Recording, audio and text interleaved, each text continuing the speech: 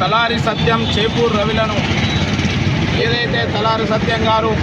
జీవన్ రెడ్డి గారు దుబాయ్లో అరబ్ బ్యాంకుల నుంచి లోన్ తీసుకొని ఎగ్గొట్టి ఇక్కడ ఎమ్మెల్యేగా పోటీ చేస్తుండో ఆయన సభ్యత్వాన్ని రద్దు చేయాలని చెప్పేసి కోర్టులో కేసు వేసినందుకు పగ పెంచుకొని జనవరి 9, 2016 నాడు ఇదే అంబేద్కర్ చౌరస్తాలో తన సొంత తమ్ముడి బంధువుల టిప్పర్లతో మరి హత్య చేసినటువంటి మాజీ ఎమ్మెల్యే జీవన్ రెడ్డికి మరి శిక్ష పడాలని చెప్పేసి ప్రజా సంఘాలు, కమ్యూనిటీ సంఘాలు మరి ఇప్పటి వరకు పోరాడుతూనే ఉన్నాయి.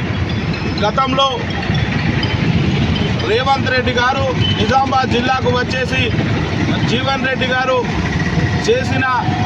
ఈ హత్యాకాండను ఆయనే మాట్లాడుతూ ఆయనను శిక్షిస్తానని చెప్పేసి అప్పుడు ప్రతిపక్ష హోదాలో మాట్లాడినటువంటి రేవంత్ రెడ్డి గారు ఈరోజు మరి ముఖ్యమంత్రిగా ఉన్నాడు కాబట్టి ఈ కాంగ్రెస్ ప్రభుత్వం గతంలో ఈ జీవన్ రెడ్డి మీద జరిగినటువంటి సిబిసిఐడి విచారణను అప్పటి టీఆర్ఎస్ ప్రభుత్వం కేసీఆర్ గారు దాన్ని బయటపడకుండా జాగ్రత్త పడిండు. మరి రేవంత్ రెడ్డి ప్రభుత్వం ఆనాడు తలారి సత్యంకు మద్దతు ఇచ్చి ఇక్కడికి విచ్చేసి వారి తండ్రిని పరామర్శించి ఇక్కడ దీక్షలో పాల్గొన్నాడు కాబట్టి ఈ సందర్భంగా రేవంత్ రెడ్డి ప్రభుత్వాన్ని మేము విజ్ఞప్తి చేస్తూ ఉన్నాం. తక్షణమే ఆ సిబిసిఐడి విచారణను బట్టబయలు చేయాలి. లేని పక్షాల్లో మళ్ళొక్కసారి ఈ కేసుని మరి ప్రభుత్వం, రాష్ట్ర ప్రభుత్వమే చొరవ తీసుకొని మళ్ళీ విచారణ జరిపించి ఆయనను జైలుకు పంపించే విధంగా రేవంత్ రెడ్డి ప్రభుత్వం చొరవ తీసుకోవాలని చెప్పేసి సందర్భంగా విజ్ఞప్తి చేస్తూ ఈ నిజామాబాద్లో ఉన్న కాంగ్రెస్ పార్టీ జిల్లా అధ్యక్షుడు మొదలుకొని నియోజకవర్గ ఇన్ఛార్జీలు మొదలుకొని ప్రతి ఒక్కరు కూడా ఆయన మీద విచారణ చేసే విధంగా మరి కాంగ్రెస్ పార్టీ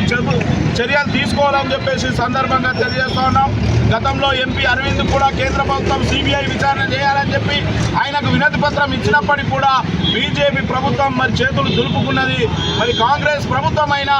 తక్షణమే